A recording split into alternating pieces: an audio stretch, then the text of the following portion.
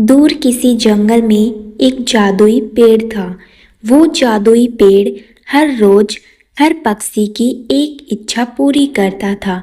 जो भी पक्षी उस जादुई पेड़ के पास जाता, पेड़ उस पक्षी की इच्छा पूरी कर देता। जंगल में ठंड का मौसम आने वाला था, इसलिए उन दिनों सभी पक्षी जादुई पेड़ से अपने लिए गर्म कपड़े और चादरें ले रहे थे।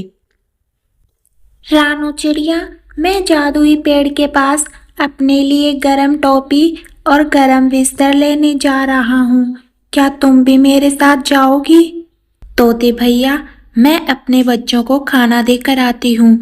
आप जाएं, मैं बाद में आ जाऊंगी। रानू चिड़िया अपने घर चली जाती है और मिठू तोता जादुई पेड़ के पास चला जाता है। पेड़ पेड़, मुझे गरम ऊन से बनी हुई एक टोपी और गरम चादर दे दे। मिट्ठू तोते, आने वाले समय की चिंता करने वाले पक्षी मुझे बहुत पसंद है। इस बार जंगल में ठंड पिछली बार से ज्यादा पड़ने वाली है। गरम टोपी और चादर आपको ठंड से सुरक्षित रखेगी। फिर वह जादुई पेड़ तोते को गरम टोपी और गरम चादर दे देता है। गोरी कवि और कालू कौवा भी अपने घर से निकलते हैं। वो दोनों कौवे रानू चिड़िया के पास जाते हैं।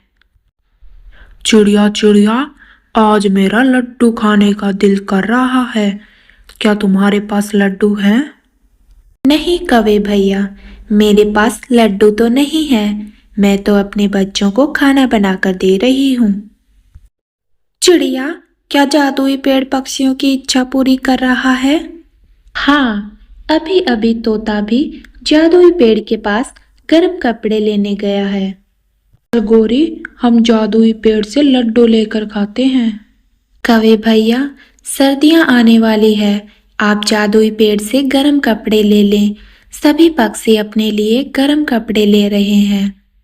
जब ठंड आ जाएगी तो हम आग जलाकर घर को गर्म कर लेंगे, लेकिन हम तो लड्डू ही खाएंगे। कौवा और कवि जादुई पेड़ के पास चले जाते हैं। पेड़ पेड़, जादुई पेड़, हमें लड्डू दे दो। आज हमारा लड्डू खाने का बहुत दिल कर रहा है। कौवा और कवि, दिन थोड़े रह गए हैं। अगर कुछ लेना है तो दूसरे पक्षियों की तरह गर्म कपड़े ले लो। गर्म कपड़े आपको ठंड से बचाएंगे। नहीं नहीं, हम गर्म कपड़े बाद में ले लेंगे।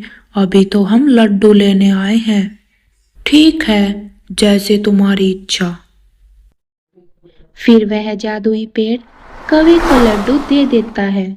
कवि और कौवा लड्डू लेकर वहां से चले जाते हैं। बच्चों, आप खाना खाओ। मैं जादुई पेड़ से अपने लिए गरम बिस्तर ले आती हूँ। फिर रानू चिड़िया जादुई पेड़ के पास जाती है और जादुई पेड़ से अपने लिए गरम बिस्तर ले लेती है। दूसरे दिन कौवा और कवि जादुई पेड़ के पास जाते हैं। पेड़ पेड़, हमें एक मोबाइल फोन दे दो। लालची कहो, जब ठंड आई तो मैं 3 महीने के लिए सो जाऊंगा और फिर मैं किसी की भी मदद नहीं कर पाऊंगा। आप अपने लिए गर्म कपड़े ले जाओ। मोबाइल फोन से क्या करोगे आप? नहीं, हम तो मोबाइल फोन ही लेंगे। फिर जादुई पेड़ उन कौवों को अपने जादू से मोबाइल फोन दे देता है। पिंकी पिंकी, ये देखो, मेरा नया मोबाइल फोन कैसा लग रहा है? ही, ऐसे पुराने मॉडल का फोन तो मेरे नौकर के पास है। मेरे पास तो आईफोन है। सहेली पिंकी की यह बात सुनकर गोरी कवि निराश हो जाती है और वह उसी वक्त घर आ जाती है। नहीं लूंगी, नहीं लूंगी, मैं यह सस्ते वाला मोबाइल फोन नहीं लूंगी। मैं तो पेट से आईफोन ही लूंगी। फिर जाओ, जादुई पेड़ से आईफोन ले लो। इसमें इतना परेशान होने वाली क्या बात है? गोरी कवि उड़ती है और जादुई पेड़ के पास चली जाती है। पेड़ पेड़, मुझे नए मॉडल का आईफोन दे दो।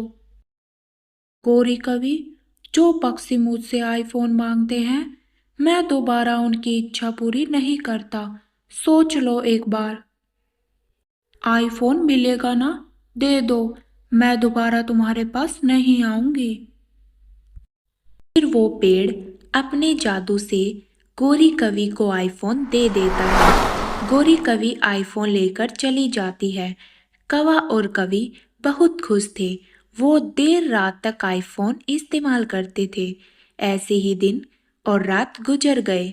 फिर जंगल में ठंड का मौसम शुरू हो जाता है।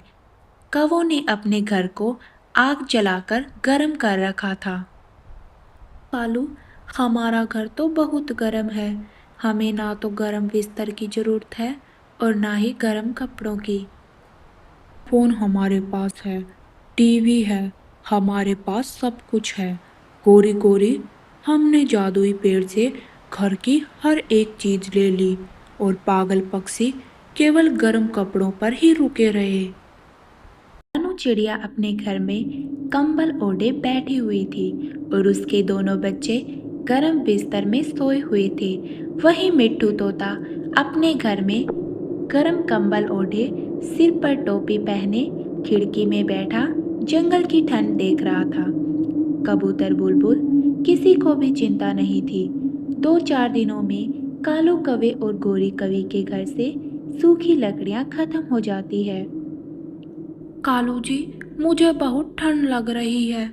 जाओ जंगल से सूखी लकड़ियां ढूंढ लाओ।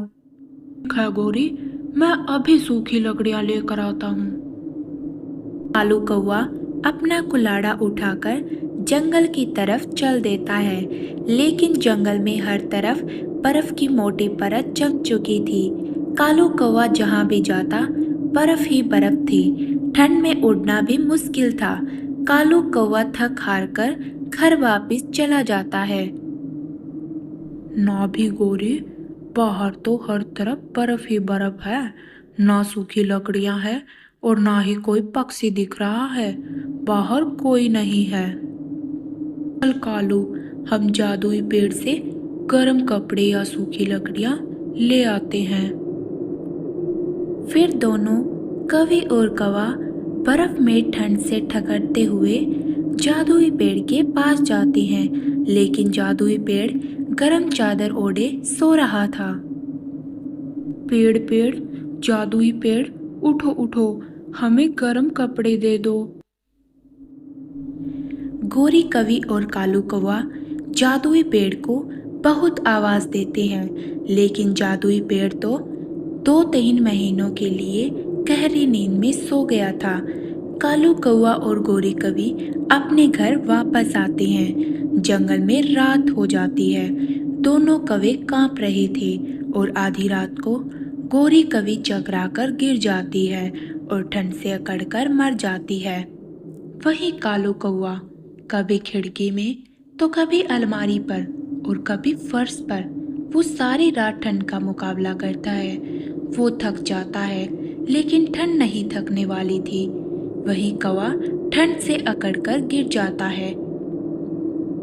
मेरे दोस्तों सच ही कहते हैं कि अपनी जरूरत पहले पूरी करो और बाद में अपनी ख्वाहिशात पूरी करो।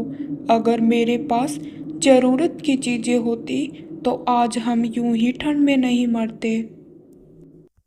दोस्तों, अगर अभी तक आपने हमारी वीडियो को लाइक नहीं किया है तो जल्दी से हमारी वीडियो को लाइक कर दें, और अगर आपने अभी तक हमारे चैनल को सब्सक्राइब नहीं किया है तो जल्दी से हमारे चैनल को सब्सक्राइब करके हमारी छोटी सी फैमिली का हिस्सा बने और हमारे चैनल को ज़्यादा से ज़्यादा सपोर्ट करें, ताकि हम आपके लिए अच्छी अच्छी कहानियाँ ला सकें।